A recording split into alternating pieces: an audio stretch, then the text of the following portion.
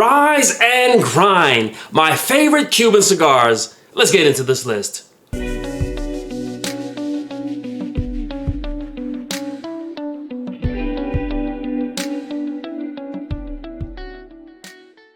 at Rise and Grind, we equip you. We share with you the best whiskeys, the best cigars. We help you to elevate and to enjoy your leisure time.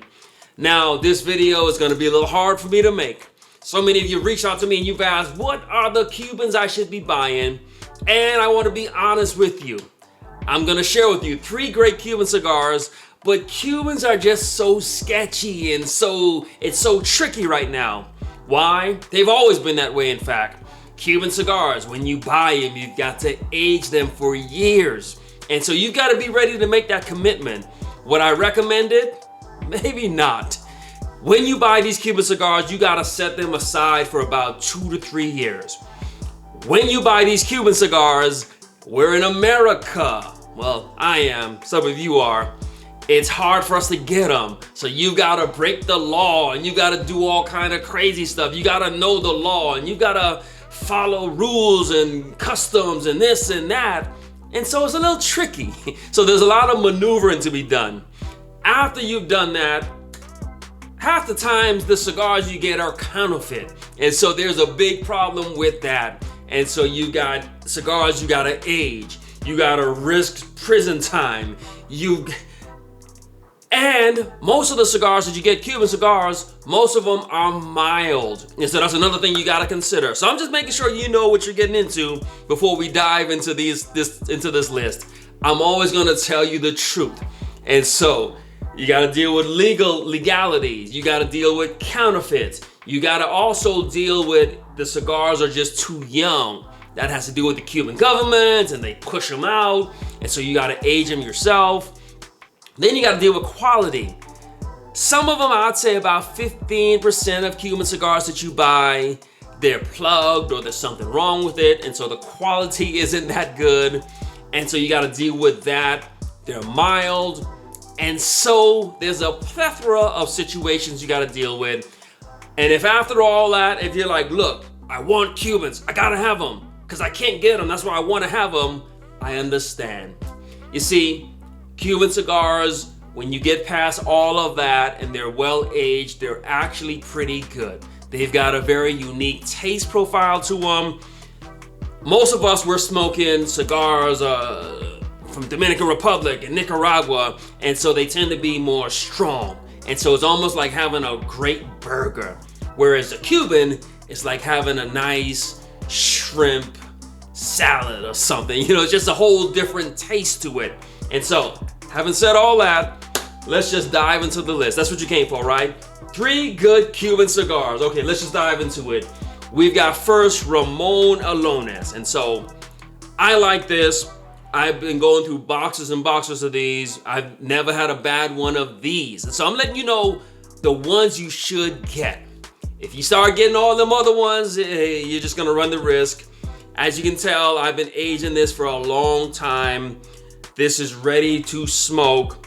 And I got these a long time ago. So they cost me about maybe $8 a cigar. If you try to get a box of these now, you're paying about $20 a cigar. This is a Robusto. I wouldn't pay $20 for a Robusto. Now it's a good cigar. It's well aged, it's good. What I love about this is more medium body. Most Cuban, like I said, all the stuff, the H. Upman and all this Montecristo, and those are more like a mild cigar. And so I tend to not smoke mild cigars, and so those just don't appeal to me. This is a medium bodied. For those who smoke Cuban cigars, they might say this is a strong cigar. It's medium body to us New World smokers. You get some citrus notes on this. That's what I really like about this. And so you get this pleasant sweetness, this honey, and you also get this pleasant sweetness or citrus note on this. And so quality is good, medium body, taste. This is a good cigar. In fact, this is one of I might call this, well, it's in my top 3. And so I really like the Ramon Allones Special Select.